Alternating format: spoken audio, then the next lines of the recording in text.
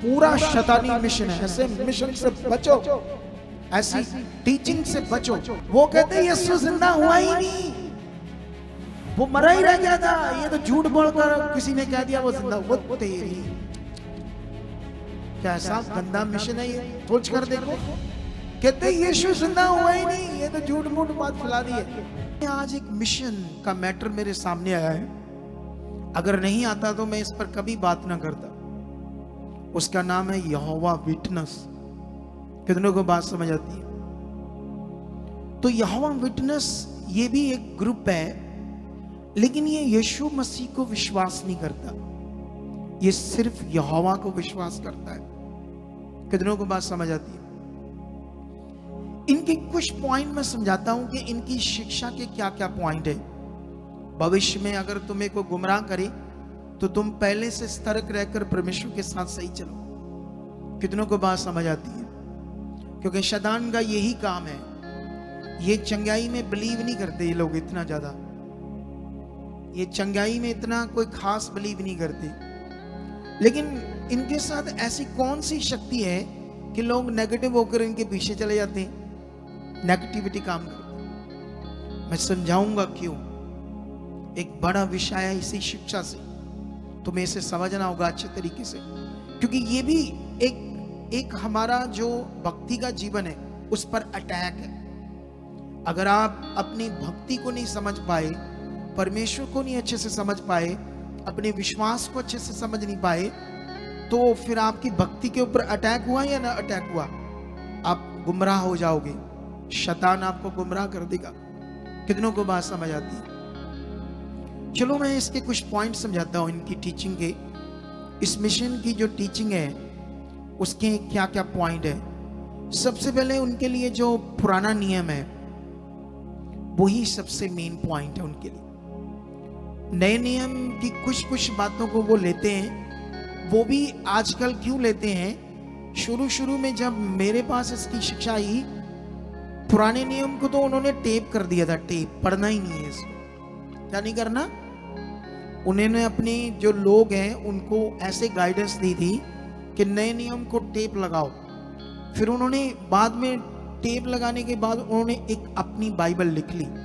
अब उनकी बाइबल का नाम है द न्यू वर्ल्ड ट्रांसलेशन। ये है उनकी बाइबल का नाम, जिसे वो अपने बिलीवर्स को देते हैं। उसमें पुराने नियम की आयत को कोट करते हैं, नए नियम की जो आपके पास बाइबल, इसकी कुछ आयतें कोट करते हैं जिससे उनका फायदा है। और जो आयत हम उनको बताएंगे वहां झगड़ना शुरू कर देंगे, क्योंकि उनके पास कोई आंसर नहीं होगा उन आयत्स का। जो हम बोलेंगे इसका मतलब समझाओ, ये देखो यीशु ने क्या कहा, ये देखो ये वचन देखो, ये वचन देखो, वो बात नहीं सुनेंगे, वो झगड़ा करेंगे और चले जाएंगे। कितनों को बात समझ आती? ऐसे लोगों की बात सुननी चाहिए? बोलो तो आओ फिर मैं समझाता हूं। सबसे पहले वो पुराने नियम से जहां जहां लिखा हुआ यहोवा ने कहा मैं परमेश्वर, जैसे हम पढ़ते हैं, कितनी जगह पर हम पढ़ते हैं, उसने इजराइलियों को कहा, लोगों को कहा मैं परमेश्वर हूं, मुझे छोड़ कोई और परमेश्वर नहीं है। तुम इनको नहीं पूजा नहीं करना, तुम आकाश पृथ्वी के गणों की पूजा नहीं करना। गणों मतलब मटीरियलिस्ट चीजों की पूजा नहीं करना, क्योंकि मैं ही यहोवा परमेश्वर हूं। ऐसे कोड करके वो वचनों को, यहोवा को ही सिर्फ परमेश्वर घोषित करते हैं और यीशु को सिर्फ इंसान। कितनों को बात समझ आती है? वो यीशु को क्या मानते हैं? जस्ट एक ह्यूमन, एक इंसान है जिसको परमेश्वर ने अपने काम के लिए बनाया था और अपने काम के लिए यूज किया।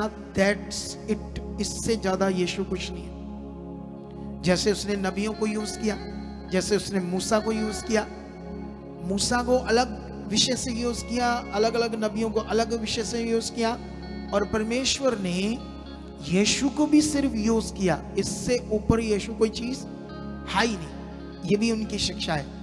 और पवित्र आत्मा को वो नहीं मानते। वो कहते पवित्र आत्मा नाम की कोई चीज ही नहीं है, परमेश्वर की एक शक्ति है जिसको ये लोग परमेश्वर का आत्मा बोलते।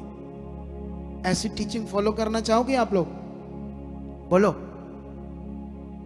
करना चाहते हैं ऐसी टीचिंग फॉलो?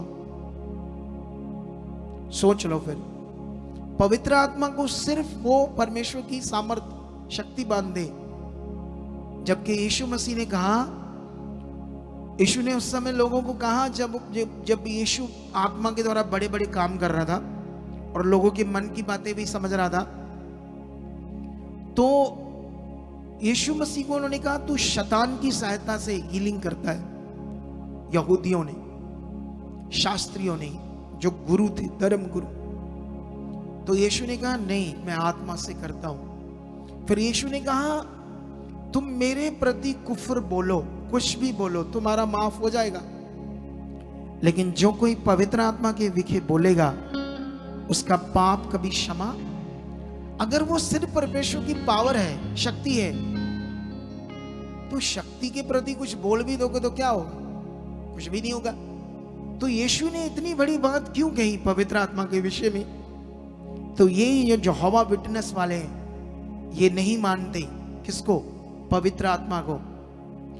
ऐसे एक मिशन नहीं है, ऐसे हजारों मिशन है यीशु मसीह। शैतान का अटैक तुम्हारी भक्ति के ऊपर होगा, तुम्हारे विश्वास के ऊपर होगा, क्योंकि तुम्हारा विश्वास गड़बड़ तो तुम उसके कंट्रोल में जाओगे। किसके? शैतान के। जब तुम्हारा विश्वास ही गड़बड़ हो गया तो किसके कंट्रोल में जाओगे? तो यही काम, यही उसका लक्ष्य था। इसीलिए उसने यीशु मसीह में इतने लोगों को यूज किया। पता नहीं कितने फॉरेन में, अलग अलग देशों में अलग अलग मिशन है, जिसमें उन्होंने डिक्लेयर किया है पास्टर ने कि मैं यीशु हूं। हजारों की संगति है उनके द्वारा, हजारों कलीसियाओं ने फॉलो कर दी यीशु की तरह। उन्हें यीशु उन्होंने मान लिया है। ऐसे ऐसे मिशन है। कितनों को बात समझ आती है? तो वो स्वर्ग जा पाएंगे एक मनुष्य को यीशु मानकर? कितनों को बात समझ आती है? और वो जो प्रकाशित वाक्य का एक वचन है, 1,44,000 जो लोग हैं, वो भी उनकी टीचिंग का पार्ट है। बहुत सारे पार्ट हैं, आने वाले संडे में भी कुछ चीजें उनकी बताएंगे। 1,44,000 स्वर्ग में जाएंगे, वो कहते हैं, सिर्फ क्योंकि ऐसे करके वहां लिखा है ना, इसलिए। और बाकी लोग नहीं जाएंगे स्वर्ग में, वो ऐसा कहते हैं। उनके लिए परमेश्वर अलग से कुछ स्थान बनाएगा जहां उनको रखेगा।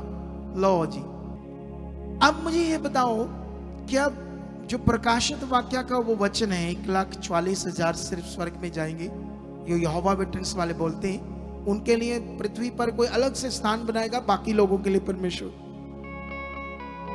देख, तुम्हें पता है, मैंने बाइबल में तुम्हें कई बार अकाउंटिंग जो बताई गई, गिनती मिनती, उसमें भी कुछ मिस्टेक्स हुई ट्रांसलेटर के द्वारा, तो मैंने तुम्हें करेक्ट करके बताई। तो यहां भी कुछ मिस्टेक है इस वचन में, क्योंकि हमारे पास कुछ चीजें ओरिजिनली लिखत में नहीं आई, लेकिन रचना से हम समझ सकते हैं। रचना से किससे समझ सकते हैं? चलो मैं 2 वचन तुम्हें समझाता हूं, इसी को लेकर फिर मैं बात और करूंगा, ठीक है? हाँ,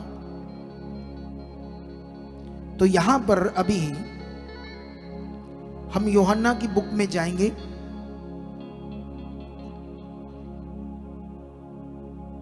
उसकी 14:2 में यीशु क्या कहता है उस समय की कलीसिया को? मेरे पिता के घर में बहुत से रहने के स्थान है, यदि ना होते तो मैं तुमसे कह देता, क्योंकि मैं तुम्हारे लिए जगह तैयार करने जाता हूं। और यदि मैं जाकर तुम्हारे लिए जगह तैयार करूं तो फिर आकर तुम्हें अपने यहां ले जाऊंगा, कि यहां मैं रहूं वहां तुम भी रहो। सबसे पहले यीशु मसीह ने जो वचन बताया उस समय के लोगों को, ये एक अलग से वाक्यालंकार वचन है। जैसे हम स्कूल में पढ़ते थे ना, तो स्कूल में भी वो क्या कहते हैं ना, ऐसे वाक्यालंकार वचन होते थे, उसको पता नहीं क्या बोलते हैं, संग प्रसंग ऐसे कुछ बोलते थे। अब की बात नहीं है, पुरानी बात है, जब मैं पुराने जमाने का बंदा। कौन सा? वैसे तो यहाँ हर कोई 50 साल का गया, मैं अंकल के तो कहता थी, मैनू अंकल लगता था ना, आंटी तेरी माँ होगी, मैं थोड़ी। ऐसे गुस्सा करते लोग, झगड़ा करते, कितने को बात समझ आती है? 50 साल के लोग भी। मुझे खुशी मिलती है ऐसी बातें करके पुराने समय की। एक्चुअली मुझे ये ज्यादा बातें इसलिए पता था क्योंकि हम गांव में रहते थे, और गांव और शहरों में 10-15 साल का वैसे डिफरेंस था। आप समझते हो, पंजाब का और बॉम्बे का 20 साल का डिफरेंस था हमारे देश में ही। बॉम्बे वाले लोग फॉरेन की तरह 20 साल हमसे एडवांस थे। सच्ची, फिल्मों को देखो पुरानी को, उससे समझ आती है हमें। समझ आया या नहीं समझ आया? लेकिन यहां पर जो यीशु बात कर रहे हैं वो वाक्यालंकार है। कितना मेरे पिता के घर में बहुत से रहने के स्थान है, मतलब ऑलरेडी है स्थान। कहता अगर नहीं होते तो मैं तुम्हें कहता कि मैं जाकर तुम्हारे लिए स्थान तैयार करूंगा। यहां लोग मिस्टेक करते हैं, वो सोचते यीशु हमारे लिए जगह तैयार करेंगे वहां स्वर्ग में और फिर मैं लेकर जाएंगे। यीशु ने कहा ऑलरेडी मेरे पिता के घर में, मतलब स्वर्ग में इतनी जगह है, कोई कमी नहीं है, कोई और स्थान बनाने की जरूरत नहीं है। नहीं तो मैं तुम्हें कह देता कि मैं जाऊंगा और तुम्हें फिर आकर ले जाऊंगा। मतलब ऑलरेडी ये सब कुछ तैयार है, मैं तो तुम्हें सिर्फ लेने ही आऊंगा। कितनों को बात समझ आई? इस वजन से समझ आती है कि कोई और स्थान नहीं बनना कलीसिया के लिए। एक ही स्थान होगा, स्वर्ग, जो सबके लिए होगा। लेकिन ऐसी यहोवा विटनेस वालों की टीचिंग जो रॉन्ग टीचिंग है, जो लोगों को गुमराह करती है, 2-4-10 आइस पकड़कर लोगों को गुमराह कर देते हैं और शैतान उनके साथ काम कर जाता है। अरे बुद्धि को ठीक करो, अगुए के साथ रिश्ता सही करो। परमेश्वर ने इसीलिए कहा अपने अगुए के अधीन रहो। अगर नहीं कहा हो तो अगुए के अधीन रहने का मतलब ही है वो भी उस अगुए को चेक करो जिसने तुम्हें कभी गुमराह ना किया हो, जिसने कभी तेल पानी कपड़ा ना बेचा हो प्रार्थना के नाम से, कभी तुमसे 10,000 20,000 पैसे लेकर प्रार्थना की हो। चेक करो, चेक करो ऐसे अगुए को, चेक करो उसकी टीचिंग को, उसके जीवन को। और जो खुदा उसे यूज कर रहा हो, कितने लोग जो यीशु मसीह में चल रहे हैं बैकस्लाइड हो गए, हमने उन्हें बचा लिया, उनकी हीलिंग कर दी। ये छोटी बात है। जलालाबाद में कितने बैकस्लाइड हो गए थे, और भी कितने एरिया में बैकस्लाइड हो गए थे। उन्हें हमने अपनी टीचिंग से और मैंने जाकर लोगों के बीच में वर्क करके उन्हें जीता है। कितनों को बात समझ आती है? तो अभी ये सब चीजें चेक करो और वफादार बनो, फिर तुम्हारी जिंदगी देखना कितनी खूबसूरत होगी। यीशु मसीह, मैंने तुम्हें चीजों पर विश्वास नहीं कराया। विश्वास मतलब विश्वास है। आपका विश्वास खुदा पर, परमेश्वर पर और उसकी पावर पर होना चाहिए, ना कि मटीरियलिस्ट चीजों पर होना चाहिए। यह भी मैंने तुम्हें सिखाया। सोच कर देखो इस मिनिस्ट्री की टीचिंग को। लेकिन यहां पर एक और वचन कोट करते हैं, ठीक है, आपके समझाने के लिए। पहला थेसलोनिकिया, ताकि फिर हम इस टॉपिक का जो मेन पॉइंट है उसको और समझेंगे अच्छा, क्योंकि ये नॉर्मल वचन नहीं है हमारे लिए, याद रखना। इसका 4 का 17 और 18 वचन पढ़ते हैं। पहला थिस्सलुनीकियों, ऐसे लिखा है, जब हम जो जीवित और बचे रहेंगे उनके साथ बादलों पर उठा लिए जाएंगे कि हवा में प्रभु से मिले। मैं इस रीति से हम सदा प्रभु के साथ रहेंगे। ये देख लो, सीधा सीधा वचन। ये कलीसिया के लिए वचन है जो प्रेरित पौल दे रहा था उस समय, अलग अलग कलीसियाओं में जा जाकर। उसने ऐसा नहीं कहा कि मैंने तो करोड़ लोग जीत लिए हैं, तो भाई करोड़ में से तुम 1,44,000 ही जाओगे, ऐसे नहीं उसने टीचिंग दी कभी। बाकियों के लिए बना रहा यीशु, पाकिस्तान से परली साइड लगाई है लेबर, उधर समुद्र च मिट्टी पारे पदरा कर रहे थोड़े लिए। देखो हाल लोगों की टीचिंग का है। अपने आप को कितने बुद्धिमान समझते हैं लोग, और बताता उनके बारे में और भी चीजें। तो ये प्रेरित पौल जो तीसरे स्वर्ग पर उठा लिया गया था, परमेश्वर के सामने खड़ा हुआ था, ये उसने वचन लिए सारे प्रभु से, खुदा से, और उसने ये वचन अपने बुद्धि से नहीं, आत्मा से दिए आने वाली दुनिया के लिए, ताकि उनके विश्वास पर, उनकी भक्ति पर, उनकी धार्मिकता पर शैतान अटैक ना करे। अटैक उन्हीं पर होगा जो लॉयल नहीं होंगे, वफादार नहीं होंगे अपनी अगुए के साथ, मिनिस्ट्री के साथ। आप जानते हो उनका जो अगुआ है, जिससे ये 1817 में ये मिशन शुरू हुआ था, और जिसका नाम है चार्ल्स रसल, ये फाउंडर है इस यहोवा विटनेस की शिक्षा का। जैसे मैं खुदा की राइट शिक्षा का फाउंडर हूं, पवित्र आत्मा का प्रबंध चर्च का। अभी मेरे जीवन से ये स्टार्ट है शिक्षा। एक दिन दुनिया रिसर्च करेगी गूगल पर, अलग अलग साइट्स पर इस शिक्षा को, क्योंकि अभी तो हम स्टार्ट हैं, अभी तो चीजें करनी है असली, अभी तो दुनिया हिलनी है, अभी तो कुछ बाकी है, सब कुछ जो होने वाला है। ये तो सिर्फ शुरुआत है, अभी शुरुआत। कितनों को बात समझ आती है? तो ये चार्ल्स रसल फाउंडर है, इसने भविष्यवाणियां की थी यीशु मसीह के आने की पृथ्वी पर। जो लिखा गया उससे विपरीत, जो यीशु ने अपने मुंह से बताया था कि दुनिया में बहुत सारे ऐसे लोग होंगे, वो कहेंगे यीशु आ गया है, ये देखो आ गया है, वो देखो आ गया है, वहां ऐसा है वैसा है, कई तरीके से तुम्हें समझाएंगे, लेकिन किसी पर विश्वास ना करना। जब मैं आऊंगा तो जैसे एक शोर से दूसरी शोर तक बिजली चमकती है और लोगों को नजर आती है, उसी तरह से मेरा आना होगा, और सारा संसार मुझे देखेगा। देखेगा मतलब इन आंखों से देखेगा, बादलों के ऊपर पूरी दुनिया। और जो यीशु मसीह में नहीं होंगी, और जिन्होंने सुना होगा यीशु के बारे में कि वो कैसे आने वाला था, वो प्रभु है, क्या है, क्योंकि हम सुसमाचार देते तो रहते लोगों को, लोग मानते नहीं, उनको एकदम से वो सुसमाचार याद आएगा, लिखा वो छातियां पीटेंगे, रोएंगे, घुटने टेकेंगे, तब बोलेंगे यीशु हम तुम्हें तैयार हैं प्रभु मानने के लिए।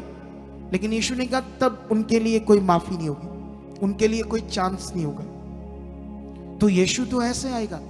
लेकिन इस बंदे ने कई बार उसकी भविष्यवाणियां की, और उसने डिक्लेरेशन दी कि 1914 में यीशु आ चुका है। ये उसने डिक्लेयर कर दिया है, उसका आगमन कहता हो चुका है। 1914 में इनविजिबल आगमन हुआ था, जिसको हम देख नहीं सकते। 1914 से लेकर 18 तक पहला विश्व युद्ध हुआ था। उसी युद्ध को, क्योंकि उसने कहा था लड़ाइयां होगी, लोग मारे जाएंगे, ऐसा होगा वैसा होगा, तो उस बात को वो कोट करके वो बंदा चार्ल्स रसल, मामूली सा बंदा, लोगों को जो गड़बड़ ज्ञान दे रहा है, क्योंकि ये गड़बड़ ज्ञान उस तभी दे रहा था क्योंकि उसका मन राइट नहीं था, भला मन नहीं था। शैतान ने उसे यूज कर लिया गड़बड़ शिक्षा में। कितनों को बात समझ आती है? अब सोचने वाली है कि वो वर्ल्ड वार को यीशु के आगमन से मिलाता है।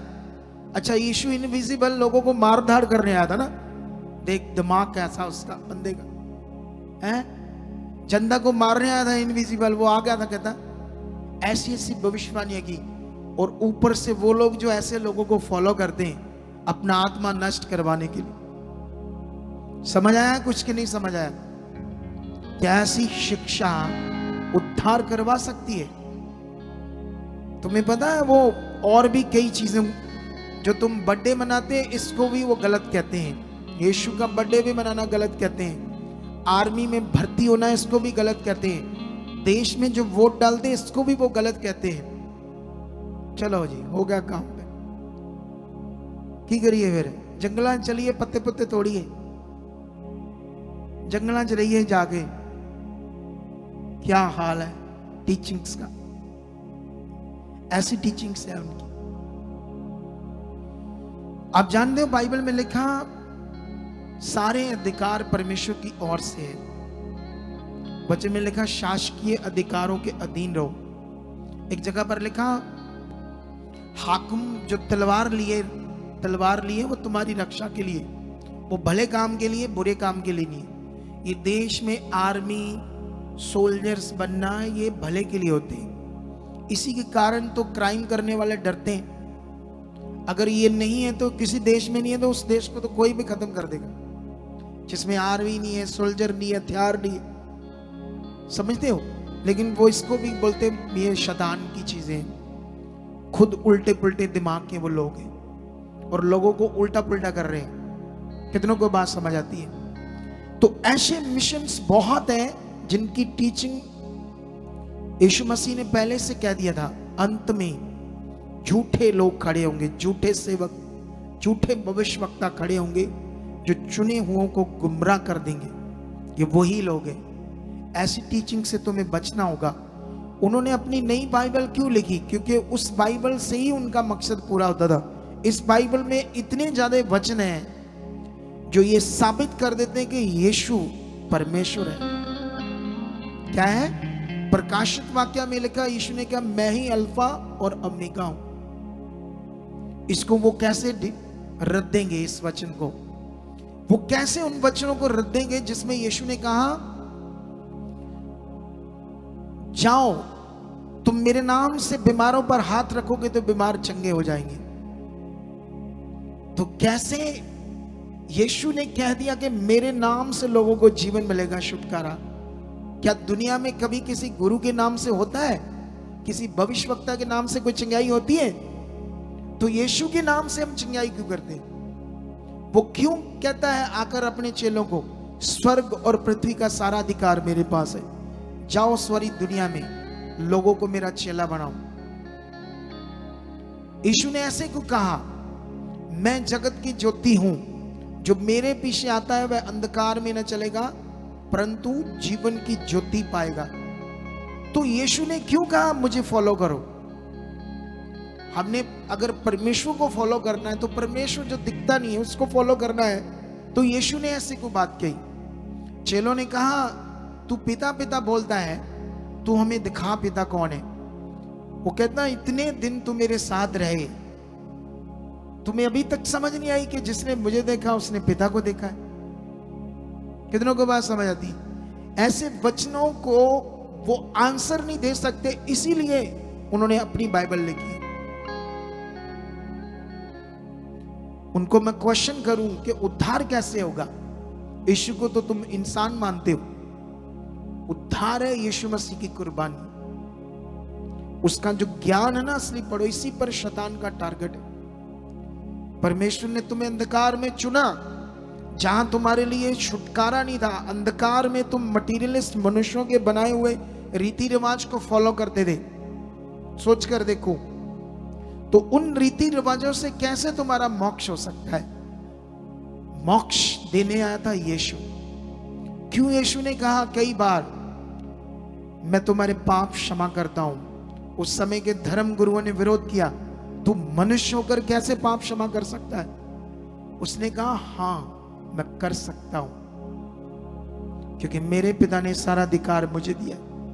क्योंकि यीशु मनुष्य की बॉडी में था, इसलिए वो डायरेक्ट परमेश्वर कहकर अपने को बात नहीं करता था, वो पिता करके बात करता था। लेकिन साथ साथ जो बातें थी उनसे हमें समझ आती। उसने कहा मैं और पिता एक है। कहा या नहीं कहा? मैं और पिता क्या है? अलग नहीं, बिल्कुल भी अलग नहीं। अभी बाइबल में लिखा ऐसे करके, करैक्टर में लिखा ना, करैक्टर है ये सारे परमेश्वर के। 3 करैक्टर में परमेश्वर काम कर रहा है। परमेश्वर तो शांत बैठा है, लेकिन काम सारा कौन कर रहा है दुनिया में? सिर्फ यीशु। सोच कर देखो, अभी ये सारा काम करने का काम किसके पास है? अगर कोई भी बहुत भक्ति में संपूर्ण होगा तो उसके पास परमेश्वर ने मतलब आना होगा। तो परमेश्वर कैसे आएगा? यीशु ही आएगा। सोचो, आज तक दुनिया में जिस जिसको भी दर्शन मिले, अगर पौलुस को 3 बार मिले तो यीशु के मिले। अगर पूरी दुनिया में जिसको भी दर्शन मिले तो यीशु को ही मिले। अब कैसे फॉलो करेंगे कि कोई और भी परमेश्वर है? समझ आया नहीं समझ आया आपको? अगर आपकी भक्ति बड़ी अच्छी होगी तो आपको भी परमेश्वर दर्शन देगा तो यीशु ही देगा, ना कि कोई इनविजिबल परमेश्वर देगा।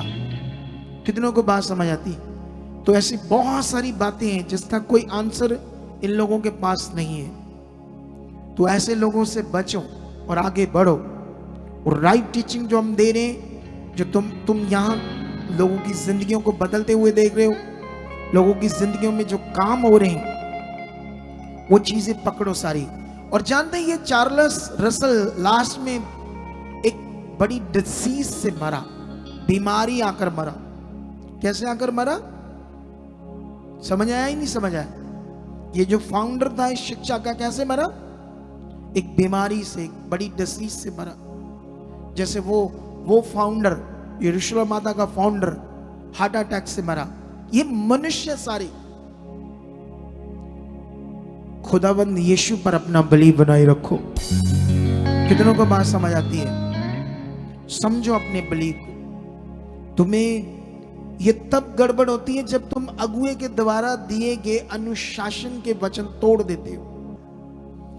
इतने वचन है कि जिनका कोई आंसर ही नहीं है इस मिशन के पास। समझ आया कि नहीं समझ आया? और सबसे बुरी बात तो मैं भूल ही गया, यहोवा विटनेस वालों की। वो कहते यीशु जिंदा हुआ ही नहीं, वो मरा ही रह गया था। ये तो झूठ बोलकर किसी ने कह दिया वो जिंदा। वो तेरी, क्या ऐसा गंदा मिशन है ये? सोच कर देखो। कहते यीशु जिंदा हुआ ही नहीं, ये तो झूठ मूठ बात फैला दी है। जो सबसे बड़ा हमारा विश्वास है, जो चेलों ने प्रचार किया कि तुम पापियों ने उसे क्रूस पर चढ़ाकर मार डाला, लेकिन परमेश्वर ने उसे मुर्दों में से क्या किया? तुम विश्वास करो कि वो मुर्दों में से क्या हुआ। तो यही तो हमारा विश्वास है। तो ये वाला जो मिशन है उस विश्वास को भी खत्म कर रहा है। पूरा शैतानी मिशन है। ऐसे मिशन से बचो, ऐसी टीचिंग से बचो। कितनों को बात समझ आती है? यही आपकी भक्ति के ऊपर टारगेट है, यही आपकी धार्मिकता के ऊपर शैतान का अटैक है। आपके उद्धार को तोड़ना और आपकी जिंदगी में बीमारियां और हालात को देना। कितनों को बात समझ आती है? जब हमारा विश्वास राइट होता है, फेथ राइट होता है, तब हमारी जिंदगी भी सफल होती है यीशु मसीह के नाम। तुम्हें मैं जो विश्वास दूंगा, मैं तुम्हें रीतियों से निकालूंगा, क्योंकि ये विषय सारा मन, मतलब ब्रेन का, दिमाग का, मन का,